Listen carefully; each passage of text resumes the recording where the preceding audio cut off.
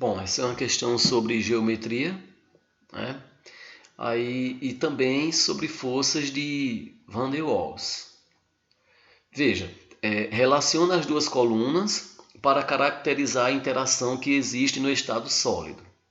Então nós temos aí A, B, C, D e E, onde são alguns tipos de ligação e forças intermoleculares. E nós temos na outra coluna ali alguns parênteses, onde nós devemos justamente acrescentar aquelas letras ali, onde vão classificar, né, o tipo de ligação para essas moléculas ou átomos ou íons, né, respectivamente, e dizer, né, qual é o tipo de força ou de ligação que vai existir entre os mesmos.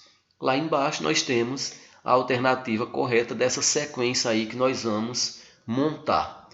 Para isso, nós precisamos entender o que significa cada uma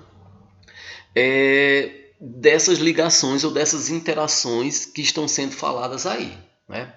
Então, primeiramente, ligação iônica é um tipo de ligação que vai ocorrer entre um metal e um ametal ou entre íons, né?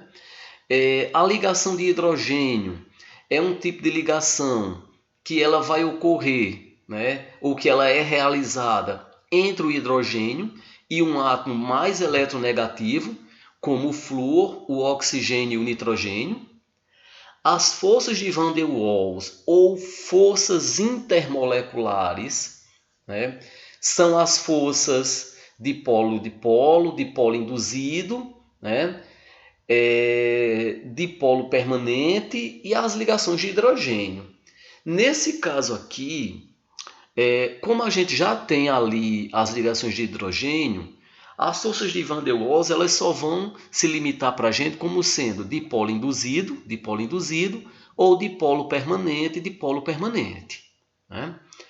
As ligações metálicas, né, elas vão aparecer justamente como sendo ligações entre metais.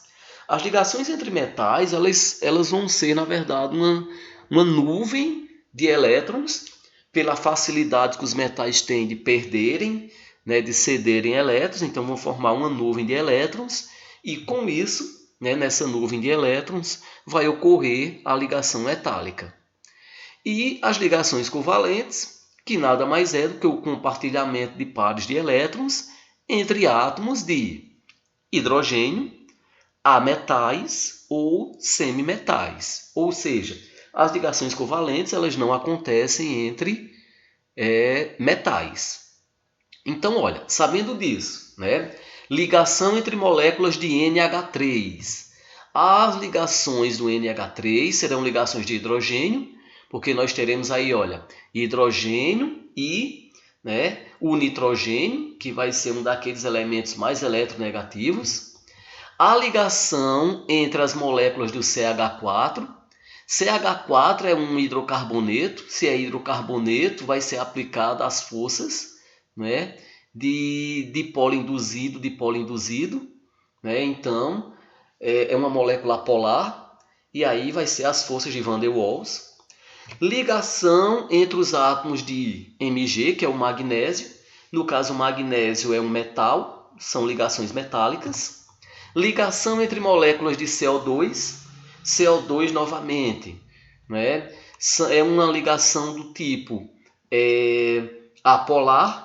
E se ela vai ser uma ligação do tipo apolar, as ligações entre as moléculas, observe bem, ela vai ser dipolo induzido.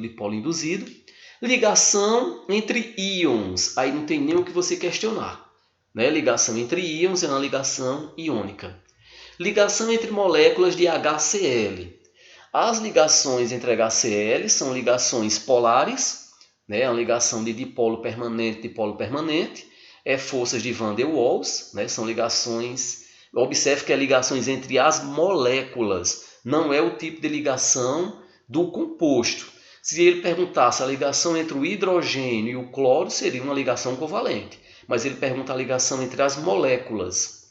Ligação entre moléculas de H2.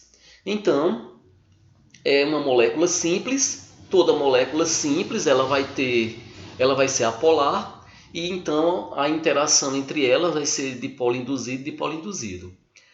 E a ligação entre os átomos de carbono no grafite, né? As ligações entre átomos.